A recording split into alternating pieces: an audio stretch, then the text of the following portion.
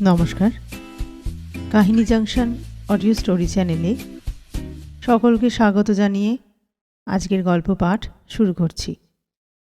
আজকে নিয়ে এসেছি লেখিকা আশাপূর্ণা দেবীর লেখা অভিনেত্রী গল্পটি। গল্পটি প্রথম থেকে শেষ পর্যন্ত শুনে যদি ভালো লাগে তাহলে অতি অবশ্যই একটি লাইক দেবেন এবং আপনাদের মতামত কমেন্ট সেকশনে জানাবেন। তাহলে চলুন আর দেরি না করে আজকের গল্প পাঠ শুরু করি। দালানের মাঝখানে গালচের আসন পেতে গোটা 8-10 বাটি আর অবভ্য রকমের বড় একখানা থালা সাজিয়ে আহারের আয়োজন করা হয়েছে। জামাইয়ের নয়, বেহাইয়ের। নতুন বৌমার বাপ এসেছেন বিদেশ থেকে। বাড়ির গৃহিণী নাকি নিতান্তই লজ্জাশীলা, তাই অতিথির অভ্যর্থনার ভার স্বয়ং বধূমাতারই। তা অযোগ্য অধিকারীর হাতে ভার ন্যস্ত হয়নি। নতুন বউ ছেলে মানুষ হলে কি হয়, 3 জনের আহার্য বস্তু একজনের জঠর গুহায় চালান করিয়ে দেবার চেষ্টার জন্যে যে অধ্যবসায়ের প্রয়োজন সেটা তার আছে। শ্বশুরবাড়িতে বাপ ভাই কুটুম, কাজেই বাপের অতি ভোজনের জন্যে পীড়াপিড়ি না করবে কেন অনুপমা? বাপ হেসে বলেন, খুব যে গিন্নি হয়ে উঠেছিস দেখছি, আমার সঙ্গেও কুটুম্বিতা, এত কখনো খাই আমি? খান না সে কি অনুপমাই জানে না, কিন্তু উপরোধটাই রীতি যে। তাছাড়া শাশুড়ি সামনাসামনি না এলেও আনাচে কানাচে আছেন কোথাও, পরে বউয়ের ত্রুটি ধরবে না, তাই অনুপমা সোৎসাহে বলে, আচ্ছা মাছ টাছ না খেতে পারো থাক, পায়েস মিষ্টি এগুলো তো খাবে। এ সন্দেশ এদের দেশ থেকে আনানো, ফেললে চলবে না বাবা। না চলে তো তুই খা বসে বসে, বলে বাপ হেসে উঠে পড়েন। অপচয় সম্বন্ধে কোনো বক্তৃতা না দিয়েই ওঠেন। সাল তারিখের হিসেবে ঘটনাটা 2 যুগ আগের। অপচয়ের ভয়ে অপ্রচুর আয়োজনটা ছিল তখনকার দিনে বিশেষ নিন্দনীয়। একজনকে খেতে বসিয়ে কেবলমাত্র একজনের উপযুক্ত দেওয়া, সে কেমন? ফেলা ছড়া না হলে আবার আদর জানানো কি? আহার্য বস্তুর ওপর মমত্ববোধটা তো মানসিক দৈন্য। অতি বড় কল্পনাবিলাসীও তখন রেশনের বাজারের দুঃস্বপ্ন দেখেনি। অতএব কাক না বিড়াল সম্বন্ধে কিছুমাত্র উদ্বিগ্ন না হয়েই অনুপমাও বাবার সঙ্গে সঙ্গে উঠে যায় এবং পাশাপাশি চলতে চলতে প্রায় অস্ফুট স্বরে বলে, আমাকে নিয়ে যাবার কথা বলবে তো বাবা? এতক্ষণ বলতে পারেনি, জানতো খাবার সময়টা অনেকে দৃষ্টি নিবদ্ধ আছে এদিকে। বাপও মেয়ের সঙ্গে স্বরের মিল রেখে বলেন, বলবো বলেই তো এসেছি, এবারে একলা ফিরে গেলে তোমাদের মা ঠাকুরুনটি আর আস্ত রাখবেন না আমাকে। ভাবছি কাল সকালেই গাড়িতে নিয়ে যাব। আশায় আশঙ্কায় উদ্বেগে উৎকণ্ঠায় কণ্টকিত কিশোরীর হৃদয় এক মুহূর্ত অপেক্ষা করতে রাজি হয় না। কাল সকাল, সে যেন সুদূর ভবিষ্যৎ। কিন্তু বউ বলে কথা, 2 যুগ আগের বউ। বাপের বাড়ি যাবার ইচ্ছা প্রকাশটাও অমার্জনীয়। তাই পাকা গিন্নির মতো ফিসফিস করে বাপকে উপদেশ দেয় অনুপমা, বেশ গুছিয়ে গাছিয়ে বলো বাবা, জানোই তো আমার শ্বশুর একটু রাগী মানুষ। একটু? বাপ প্রায় স্পষ্ট হেসে ওঠেন, বল যে বিলক্ষণ, চ্যাটাং চ্যাটাং কথা শুনলে মেজাজ ঠিক রাখা যায় না। যাগ্গে, এবারে যেমন করে হোক বলে কয়ে। কঞ্চিত আশ্বস্ত অনুপমা বাপকে চোখ টিপে ইশারা করে, চুপ করো তো, কোথায় যেন পায়ের শব্দ হলো। বাপের কাছে নিয়ে যাবার আবেদন করছে, এ অপরাধ ধরা পড়লে রক্ষে আছে।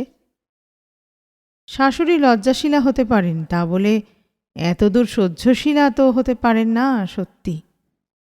ঘণ্টাখানেক পরে সেই দালালেই শতরঞ্চের আসন বিছিয়ে আর গোটা 4-5 বাটি ঘিরে থালা সাজিয়ে আহারে বসেছেন বাড়ির কর্তা। সামনে পাখা হাতে অনুপমা। ইনি কুটুম্ব না হলেও অনুরোধ উপরোধের মাত্রাটা ওঠে প্রায় কুটুম্বের পর্যায়ে। সেটাও রীতি। ছেলের বউ যত্নাতি করবে, এই তো স্বাদ মানুষের। তা সে স্বাদ মেটাতে জানে অনুপমা। কর্তা বেশ খানিকক্ষণ খাওয়ার পর একসময় মুখ তুলে যেন হঠাৎ মনে পড়ার ভঙ্গিতে বলেন, হ্যাঁ, ভালো কথা। তোমার বাবা যে নিয়ে যেতে চাইছেন তোমাকে। বাবার কথা বাদ দিন বলে পাখাটা জোরে জোরে চালাতে থাকে অনুপমা। হৃৎস্পন্দনের দ্রুত ছন্দটা পাছে ধরা পড়ে, তাই আরও ব্যস্ততা। বাদ দিলে চলছে কই গো? শ্বশুর ঠাকুর শ্লেষের ভঙ্গিতে কথা শেষ করেন। তিনি একেবারে নাছোড়বান্দা। মেয়ে নিয়ে না গেলে তোমার মা নাকি তাকে বাড়ি ঢুকতে দেবেন না শুনলাম। ওই তো হয়েছে জ্বালা। দইয়ের ওপর চিনি দিতে দিতে অনুপমা যেন অগ্রাহ্য করে বলে, মার যে কি বাতিক, মেয়েকে দেখতে ইচ্ছে হলেই কান্না জুড়ে দেবেন। আচ্ছা, এ কি? বাবার কি কম মুশকিল? সেবারে অমন পুজোর সময় দিদির আসবার কথা ছিল, আশা হলো না বুঝি। ব্যাস, মার 7 দিন খাওয়া বন্ধ। পুজোর সময় কোথায় নতুন কাপড় চোপড় পরবেন তা নয়। আচ্ছা, সব সময় কি আশা বললেই আশা হয়? সংসারের সুবিধে অসুবিধে দেখতে হবে না? শ্বশুরের মুখের মেঘ কেটে ঈষৎ কৌতুকের বিদ্যুৎছটা দেখা দেয়। আমি তো তোমার বাবাকে কথা দিলাম বলে পায়েসের বাটিটি কাছের গোড়ায় টেনে নেন। অনুপমার মুখেও বিদ্যুৎ রেখা, কিন্তু সুকৌশলে তার উপর একখানি নকল মেঘ ঢাকা দিয়ে হাতের পাখা নামিয়ে গালে হাত রেখে বলে, সে কি বাবা, কথা দিলেন কি? মার এই শরীর খারাপ, 2 দিন বাদে ঠাকুরঝি আসবেন, বামুন ঠাকুর দেশে যাব বলছে। দুশ্চিন্তায় যেন মুষড়ে পড়ে অনুপমা। তা বললে কি হবে? কথার পিছনে ড্যাশ টেনে কর্তা জলের গ্লাসে 2খানা পাতিলেবু নিংড়ে তাড়িয়ে তাড়িয়ে জলটি খেতে থাকেন। অনুপমার মা অবুঝ হতে পারেন, তাই বলে অনুপমা তো হতে পারে না। সে নুনের পাত্র চিনির কৌটো গুছিয়ে তুলতে তুলতে বিচক্ষণভাবে বলে, এই সময় আমি হঠাৎ বাপের বাড়ি গিয়ে বসে থাকলে ঠাকুরঝি কি মনে করবেন বাবা? বাবাকে আপনি ওই কথাই গুছিয়ে বলে দিন। তা হয় না বৌমা। কর্তা মাটিতে বাঁ হাতের ভর দিয়ে ধীরে ধীরে উঠে বলেন, মার্দ কা বাত হাতি কা দাঁত। একবার যখন হ্যাঁ বলেছি, তখন ত্রিভুবন উল্টে গেলেও তার নড়চড় হবে না। তবে আর কি করতে পারে অনুপমা?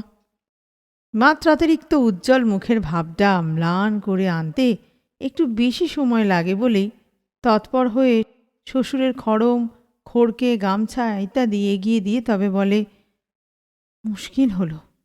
মাঝামাঝি হঠাৎ এখন নিয়ে যাবার জন্যে কি দরকার পড়ল বাবার, বুঝিও না। মার শরীরটা খারাপ। এ মা অবশ্য শাশুড়ি, তার নিটোল দেহখানিতে কোনো রোগবালাই আছে এমন অপবাদ শত্রুতেও দিতে পারবে, কিন্তু অনুপমা দেয়। পরবর্তী সিন দালানে নয়, ঘরে, দিনে নয়, রাত্রে। তারানাথকে ছেড়ে যেতে কি ভয়ঙ্কর মন কেমন করছে, সেই কথাই ছলছল চোখে বিশদভাবে বোঝাতে হচ্ছে অনুপমাকে। 2 কর্তা মিলে কথা পাকাপাকি করে ফেললেন। অনুপমা বেচারি করে কি? ওর তো আর এখন শুধু শুধু যাবার ইচ্ছে ছিল না। হ্যাঁ, একটা উপলক্ষ থাকতো, আলাদা কথা। বড় অবুঝ অনুপমার মা। অথচ বেহায়ের মতো বলতে পারে না অনুপমা, সে কথা। কাজেই বিরহ বেদনার যত রকম লক্ষণ আছে সেগুলো সব প্রকাশ করতে হয় তারানাথের অভিমান ভাঙাতে। চতুর্থ দৃশ্য একটা আছে, সে অনুপমার পিতৃগৃহের পটভূমিকায়।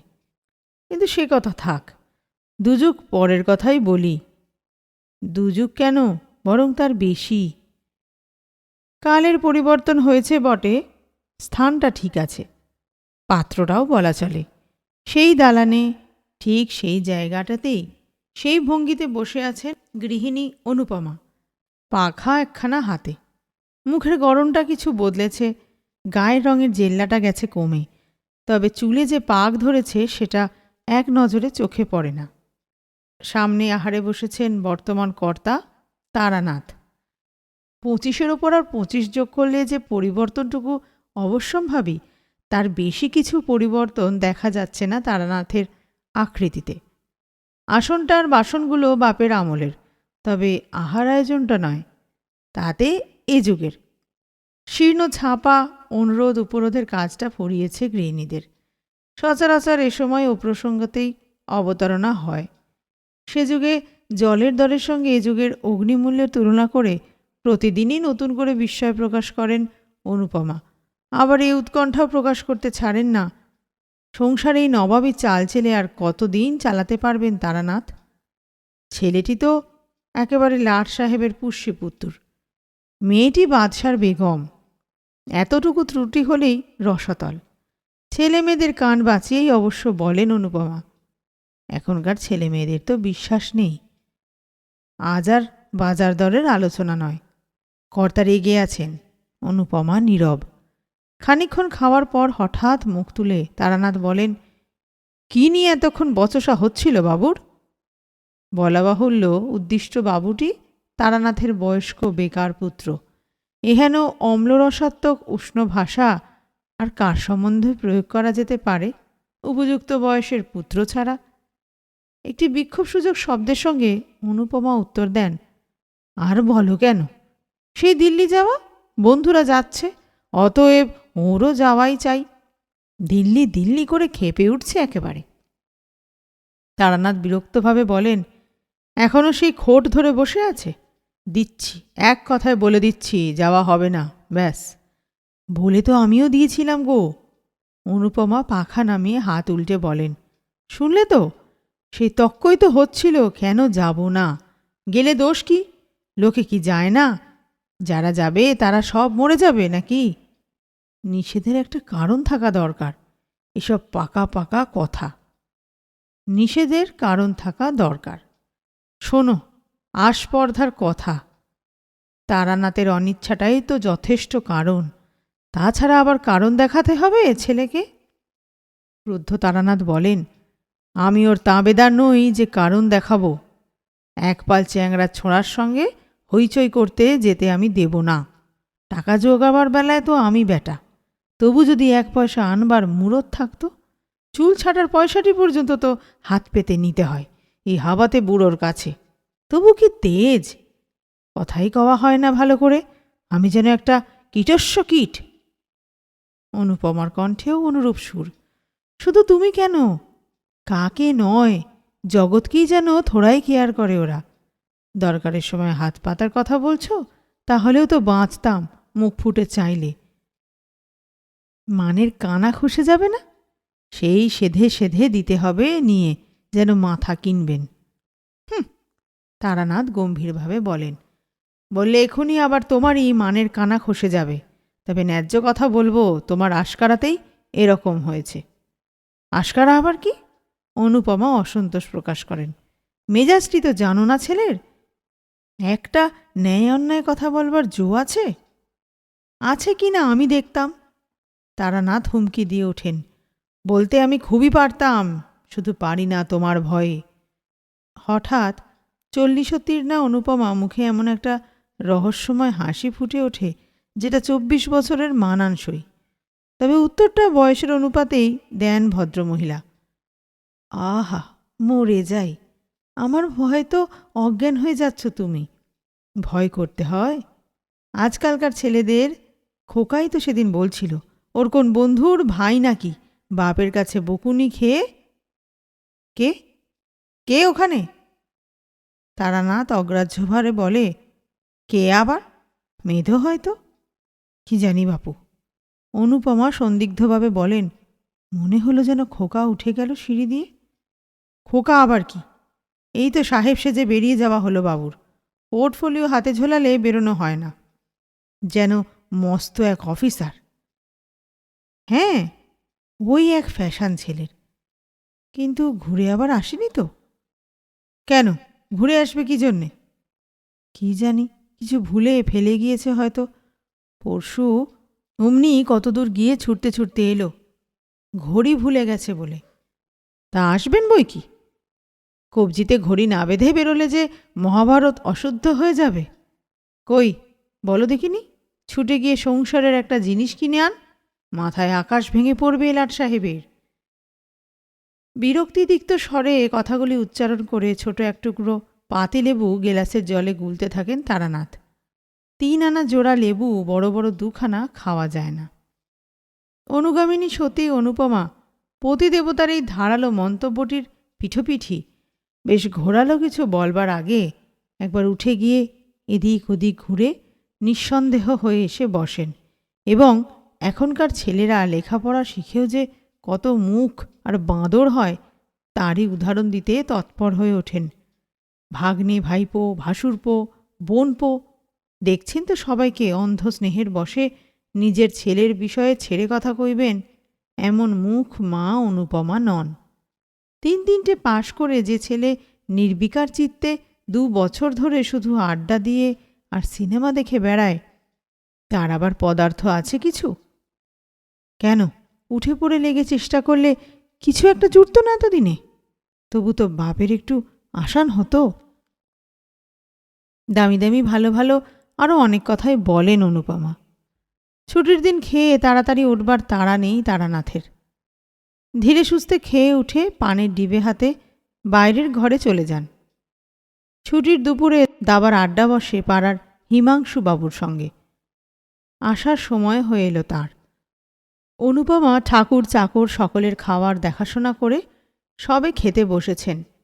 মেয়ে শিলা নেমে এসে ব্যস্তভাবে বলে, ঠাকুর, উনুনে আগুন আছে তো? থাকে তো একটু চায়ের জল চড়িয়ে দাও চট করে। চায়ের জল বেলা 1:30টার সময়? অনুপমা অবাক হয়ে বলেন, এখন চা খাবি?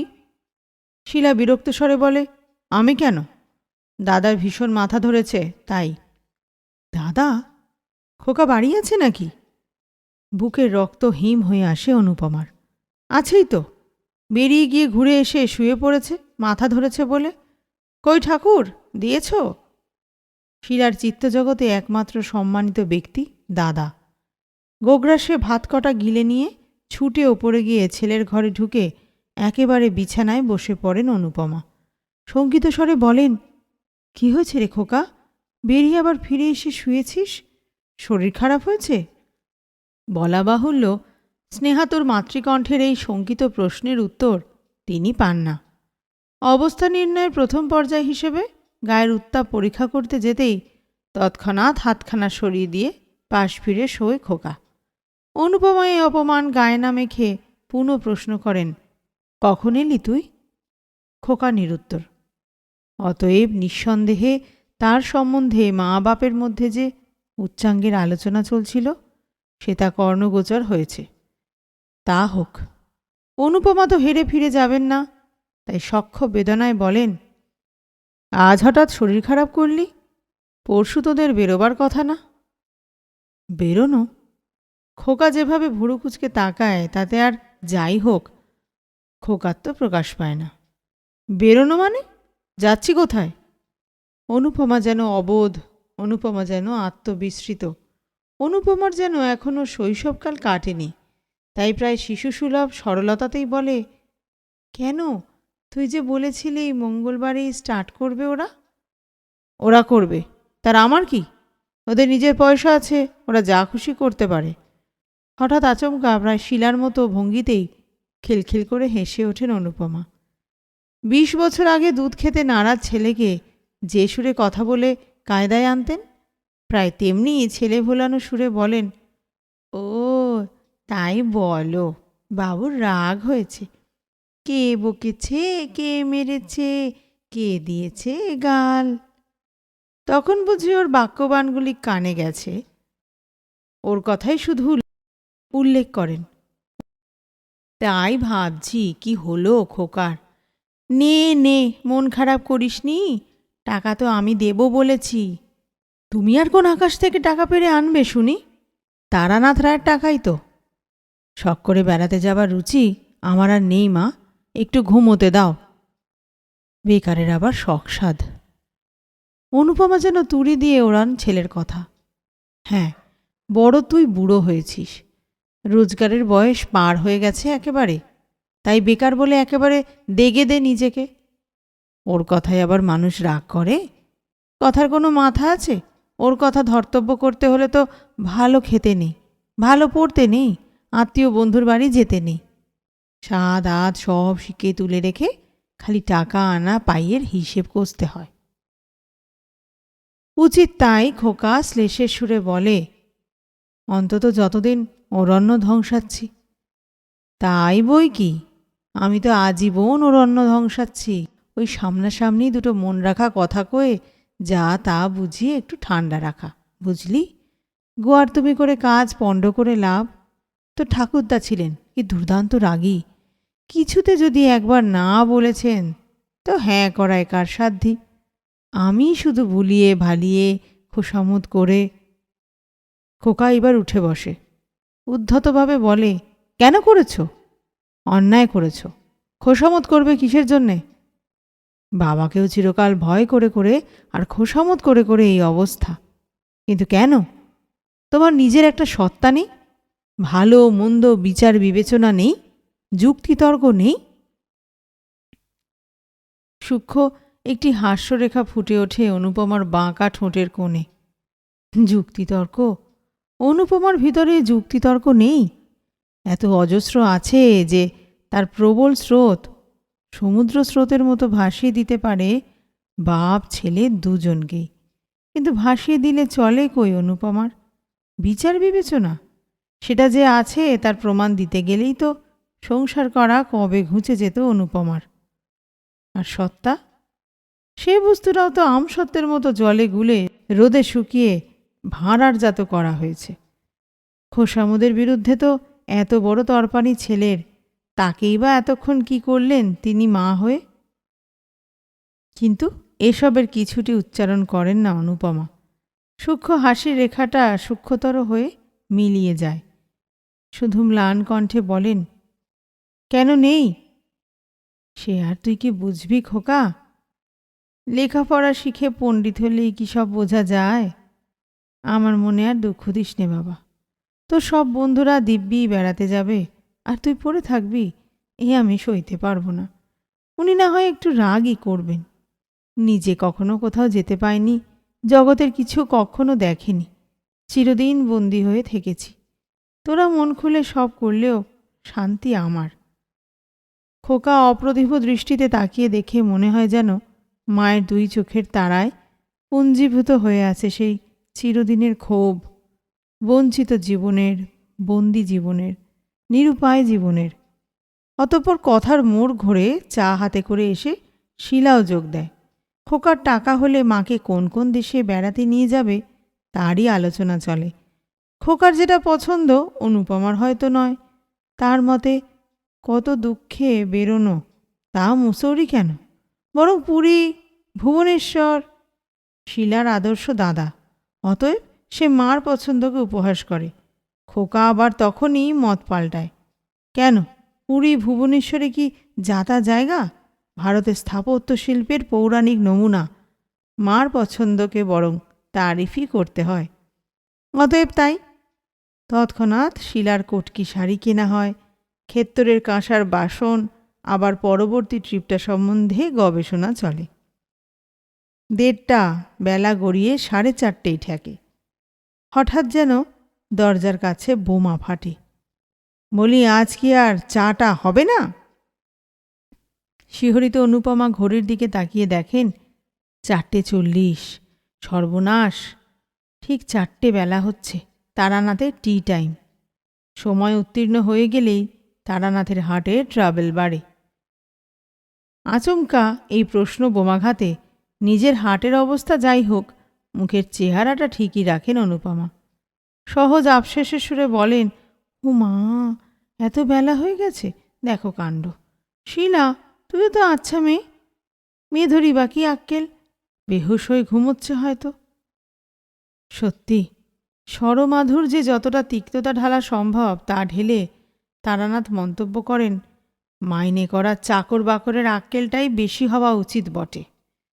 স্বামীর কথার উত্তরে জিভের আগায় কোনো কথাটাই আসছিল না অনুপমার। বিনিমাইনের চাকরানির উচিত বোধের প্রশ্ন, কি জানি, আসে না তো, কাজেই বোঝা যায় না। শুধু স্বাভাবিক খেদের সুরই ধ্বনিত হয় তার কণ্ঠে। এই দেখো না, ছেলেটা আবার শরীর খারাপ বলে এসে শুয়েছে। কে জানে জ্বরজারি হবে কি না। যা দিনকাল। পরবর্তী সিন দিনে নয়, রাত্রে। এ ঘরে নয়, ও ঘরে। ঘরের দরজায় খিল লাগানোর পর টাইকো সোডা ট্যাবলেট দুটো আর জলের গ্লাসটা কর্তার হাতে তুলে দিয়ে পানির ডিবিটি নিয়ে বিছানার ওপর গুছিয়ে বসেন অনুপমা। পান মজাবার বহুবিধ উপকরণপূর্ণ কৌটোটি খুলে একটি মুখে ফেলে বলেন, বুকের কষ্টটা বেশি হচ্ছে না তো? তোমার তো আবার সময়ের একটু এদিক ওদিক হলেই তাকানো নেই কেন? রাগ হয়েছে বুঝি? না, তোমাকে নিয়ে আর পারা গেল না। ছেলে মানুষের মতো রাগ অভিমানটা ঠিক আছে এখনো। ছেলেটাও হয়েছে তেমনি। বাপের আর কোনো গুণ পান? রাগ গুণটা পেয়েছেন 16 আনা। তখন তোমায় বললাম খোকার শরীর খারাপ হয়েছে। শরীর নয় মোটেই, মেজাজ। ওই যে বন্ধুদের সব গোছগাছ হয়ে যাচ্ছে, তাই মেজাজ খারাপ। সুধীর, শ্যামল সবাই যাচ্ছে যখন, যাকগে একবার। দিল্লি গিয়ে কি 4খানা হাত পা বেরোয় দেখি? হ্যাঁ, একটা চাকরি জোগাড় করে আসতে পারে, তবে বলি বুদ্ধি। শ্যামলের মামা না যেন খুব বড় চাকুরে ওখানকার। আচ্ছা হ্যাঁ গো, তোমাদের সুবোধবাবু না দিল্লিতে বদলি হয়ে আছেন আজকাল? হয়েছে, তাতে কি? তারানাথ বিদ্রুভাষ্যে বলেন, তোমার ছেলে গিয়ে দাঁড়ালেই একটা চেয়ার এগিয়ে দেবে। যাও। হেসে ফেলেন অনুপমা। হাসিটা 10-20 বছর আগের টাইপের। হেসে বালিশের ওপর এলিয়ে পড়ে বলেন, তোমার সপ্তাহতেই ঠাট্টা। সরদিকিনি, একটু শুই ভালো করে। ওই যা, মশারিটা টাঙাবো ভাবলাম যে। রসো, টাঙিয়ে দি। আর থাক। অনুপমার সদ্য বালিশে ফেলা মাথাটার ওপর হাতের একটু চাপ দিয়ে তারানাথ বলে ওঠেন, হয়েছে, খুব হয়েছে, উঠতে হবে না। আজ হঠাৎ এত কর্তব্যজ্ঞানের উদয় কেন? না না, তোমার শরীরটা আজ ভালো নেই বলে ব্যস্তভাবে উঠে বসেন অনুপমা। ততক্ষণে অবশ্য তারানাথ উঠে দাঁড়িয়েছেন। গোফের ফাঁকে মুচকে একটু হেসে বলেন, আচ্ছা, খুব প্রতিভক্তি হয়েছে। এই 27 বছরের মধ্যে কদিন মশারি টাঙিয়েছ? অমলের রোগী তারানাথের সহজে ঘুম আসে না। সুদীর্ঘ দিনের কর্মক্লান্ত আর অভিনয়শ্রান্ত অনুপমা ঘুমিয়ে পড়েন মুহূর্তেই। হয়তো অভিনয়টা নিখুঁত উতরেছে বলেই এত স্বস্তি। অভিনয়? তাছাড়া আর কি, সুন্দর নিখুঁত অভিনয়। এতটা নিখুঁত যে অভিনয় বলে বোঝাই অসম্ভব। বোঝা অসম্ভব কোনটা সত্য কোনটা কৃত্রিম। কিন্তু একা অনুপমাই বা কেন? নারী মাত্রেই কি অভিনেত্রী নয়? অভিনয় ক্ষমতাই তো তার জীবনের মূলধন। জন্মগত সেই মূলধনটুকু সম্বল করেই তো তার যত কিছু কাজ কারবার। সে মূলধন যার যত বেশি, তারই তো সংসারে তত বেশি প্রতিষ্ঠা, প্রতিপত্তি, সুনাম, সুখ্যাতি। নদীর মতো আপন বেগে প্রবাহিত হতে চাইলে চলবে কেন তার? একদিক ভরাট করে তুলতে অপরদিকে ভাঙন ধরাবার মতো বোকামি তার নেই। দুই কুল সযত্নে রক্ষা করে চলতে হয়। তাকে রক্ষা করতে হয় সংসার, রক্ষা করতে হয় দাঁড়াবার ঠাঁই। অনাদরকে তার বড় ভয়। বড় ভয় অবহেলাকে। নাকি এ তথ্যের সবটাই ভুল? কোনোটাই তার অভিনয় নয়। চিরন্তনী নারী প্রকৃতির মধ্যে পাশাপাশি বাস করছে সম্পূর্ণ আলাদা দুটি সত্তা, জননী আর প্রিয়া। নিজের ক্ষেত্রে সে স্বয়ং সম্পূর্ণা। মমতাময়ী নারী তার এই বিভিন্ন দুটি সত্তা বিশাল পক্ষপুটের আড়ালে সযত্নে আশ্রয় দিয়ে রেখেছে চিরশিশু অবোধ পুরুষ জাতিকে। ছলনাটা তার ছলনা নয়, করুণা। এই করুণার আয়তা ছাড়িয়ে ছলনা লেশহীন উন্মুক্ত পৃথিবীতে বেপরোয়া শিশু ভোলানাথের দলকে যদি মুখোমুখি দাঁড়াতে হতো, কদিন লাগতো পৃথিবীটা ধ্বংস হতে?